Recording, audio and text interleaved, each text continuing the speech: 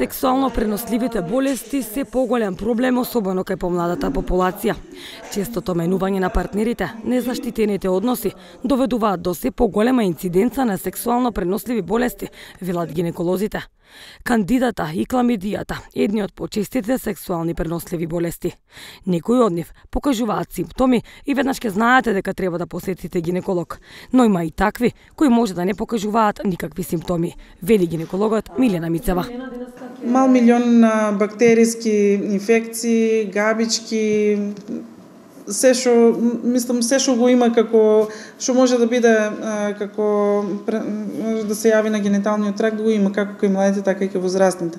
Сега начинот на живот, поинтензивниот сексуален живот, менувањето, честото менување на партнерите, незаштитените односи, сето тоа доведува до поголема инциденца на сексуално преносливите болести кај младата популација за разлика од кај повозрастните. Има сите и кандидата почесто се јавува во смисла при пат на имунитет, секој пат на имунитет реагира доле вагиналниот тракт со намножување на кандидата. Само по себе она не е страшна, меѓутоа го намалува, ај така наречено локалниот имунитет, па доведува до поголема можност за навлегување на други патогени, за да предизвикаат други по-страшни.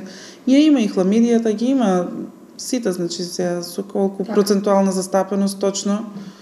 Гинеколозите апелираат да се прават редовни гинеколошки прегледи се со цел да се спречи и доколку има некоја сексуално пренослива болест.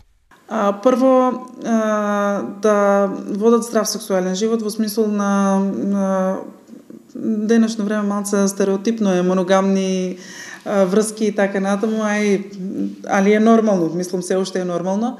Заштитени сексуални односи и на редовни контроли. Се што можеме да спречиме, да не лечиме. Посетата на гинеколог на рутински преглед еднаш во годината, но и по потреба, доколку се појават некои проблеми или недоумици, е најдобра здравствена превенција, бидејќи овозможува рано откривање на промени на репродуктивните органи на жената и лекување со висок процент на успех, велат гинеколозите.